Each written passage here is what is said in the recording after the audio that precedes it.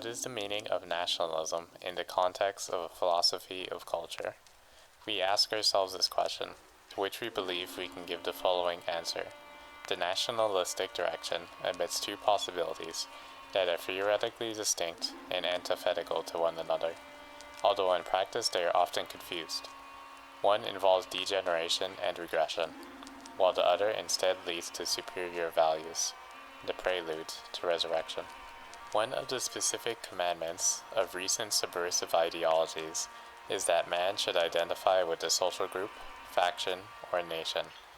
This explains why the collective has been acquiring more and more power in the social forms of the recent past, demanding unconditional surrender and subordination from the individuals which formed them. In the reawakening of the Russian race, we have a confirmation of this regression. In announcing the advent of the proletarian age, Soviet culture has explicitly vowed itself to the destruction of personality and liberty, the poisons of bourgeoisie society, and the principles of all evil, the abolition not only of private property, but of every independent thought and every movement that is supernatural and foreign to class interests. Soviet culture confronts, and is aware of it, another race, which equally claims a universal regenerative mission and a presumption to represent the final world of culture, America. Carrying to its limits the ideals of the material conquest of the world that Europe had proposed, America blossomed, almost without noticing it, in making practical and physical every sense of power, sanity, activity, and personality, so as to construct a yet more fearful form of barbarism. Here, the ascetic is viewed as a waste of time, while the warrior is viewed as a dangerous fanatic. The perfect type, the spiritual champion, is instead the man who works, who produces, and every form of activity, even spiritual activity, is valued only in terms of work and productive work. This is the most characteristic trait to show how it is precisely the representative type of the last of the ancient classes, which stands at the top of such a society, the slaves destined to hard work. One type of nationalism is clearly recognizable on the basis of what we have said. It is the level immediately preceding the international forms of economic and proletarian collectivism.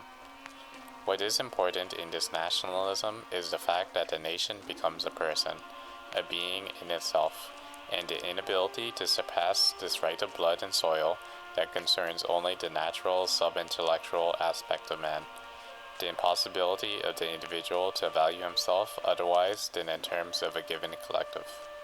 Can nationalism assume another meaning? To this query, we think we can respond affirmatively. We have said that nationalism appears as a form of passage to the sides of political dominion that lay in the hands of the third caste, but before the dominion of the lowest caste. This nature renders it susceptible to a double meaning. If we can meet this form of passage in the direction of a fall, we can also meet it in the direction of a recovery and of an eventual reintegration. Supposing that we have touched bottom, anyone who has found the strength to rise again would meet up with nationalism, this time another nationalism. In the case of the first nationalism, the direction is towards collectivization, realized at the level of nation, while in the second case it heads from collectivization towards reconstruction of a new aristocratic hierarchy. In the context of a restorative nationalism, we are dealing with the following. First of all, giving a formal order to everything that corresponds to the bodily, vital, or animal part of a human organism in the social whole, and that represents dominion over the two inferior classes. Work, economy, and political organization in the strict sense, creating an economic peace that will bring about unwinding and allow energies of a higher type to liberate themselves and act on a higher plane. Nationalism can never be a prelude to resurrection, unless we posit the bare necessity of restoring an order of values that cannot be reduced to what is practical, social, and economic, in order to confer on these higher values a primacy and direct authority over all the rest. Without this, no hierarchy exists, and without hierarchy, the return to a higher, spiritualized type of state is impossible. Then, men can begin reconstructing the second caste, which is that of the warrior aristocracy, with the monarch as the first of aristocrats. Aristocracy is a necessary extension of positive nationalism, because if nationalism delineates the boundaries of blood and of an ethnic stock, aristocracy affects a selection and a further differentiation within such limits, leading from the general and collective towards the individual on a higher plane, which is the meaning of every real progress. Once an aristocratic tradition has been reconstructed, the first glimmer of spirit will be infused into the body of the state, and nationalism, having achieved its proper task, can yield to higher forms which correspond to types of states that were maintained by the second caste. This will be characterized by an absolute personalization of all relationships.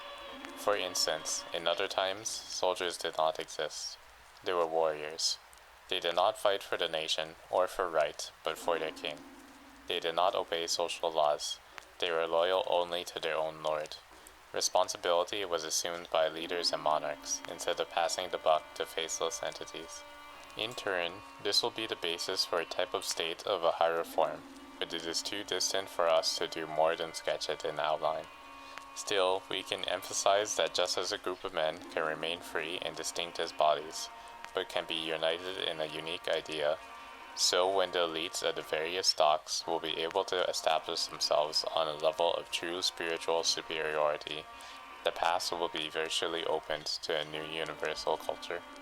We are not dealing here with the unity of bodies, but instead with the unity of culture and of super-individual collectives.